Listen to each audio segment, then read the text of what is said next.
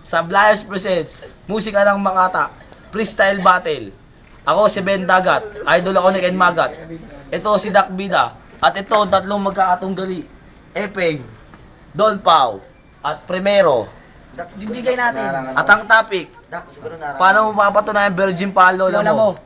Banat. 1, 2, 3, here we go!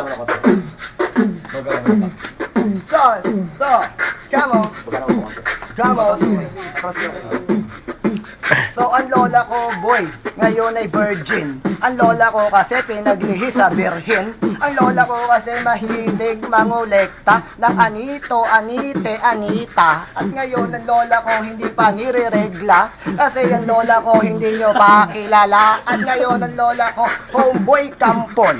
Ang nanay ko kasi, homeboy ampon. Kaya ang lola ko, homeboy virgin. Ang lola ko kasi ayaw ng soybean. Gusto niya kasi yung ganito kalaki. Tapos ngayon, boy, nawala na kasi.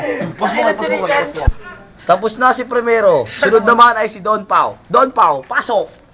1, 2, 3, here we go! Yeah. Check. Ang lola ko ay taga Cabrera. Simula nung bata siya, di pa siya natitira. Yung lola ko, di nagpapadali. Yung lola nung dalawang to palit ng kape. Yung lola ko ay isang birhen. Yung lola ng mga to, pakatutin. Yung lola ko, teka nagalit. Ngayon ang lola ko, ngayon ay malupit. Yo, yung lola ko ay waldi bayaran. Yung lola ng dalawang to, ganyan.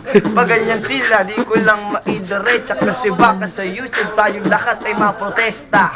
Yung lola ko, mabait. Yung lola nito, nagpapatira sa puwet. Yung lola nilang dalawa, meron ng regla. Tapos na si Primero at si Don Pau. Ngayon naman, Epeng, Banat. 1, Pakita mo rin. 2, here we go!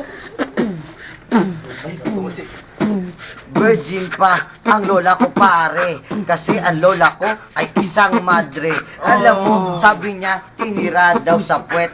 Ang lola neto tinira ni Topet. Oh, diba? Ang virgin lola ko kasi wala pa naging na ito. Oh, patutunayan ko virgin pa lola ko kasi kahit na sino wala tinirang gwapo. Alam mo, ang lola ko isang berhen. Kahit na ganito ay di kayang bastos iyon. Alam mo ang lola ko kasi hindi pa siya nakakanto. Titigil ko na yun kasi yun may bastos. Kasi baka bigla ako dito malaos. Kasi ngayon tuloy lang binibitawan ang aking lola kasi di pa naliligawan. Kahit na ganito tumanda na 60 years old. Alam mo ngayon hanggang ngayon 80 years old ang aking lola. Hindi pa natitira. Kaya ngayon gato kanyang puwerta. Maliit pa ang kanyang puwerta. O sige, lupit na tayo ng lola. Tigil na ba? Bakit titigil na? Hindi pa kasi tapos sa aking lola. Ipapahayag ko ang aking lola kasi di pa napupunit ang kanyang puwerta.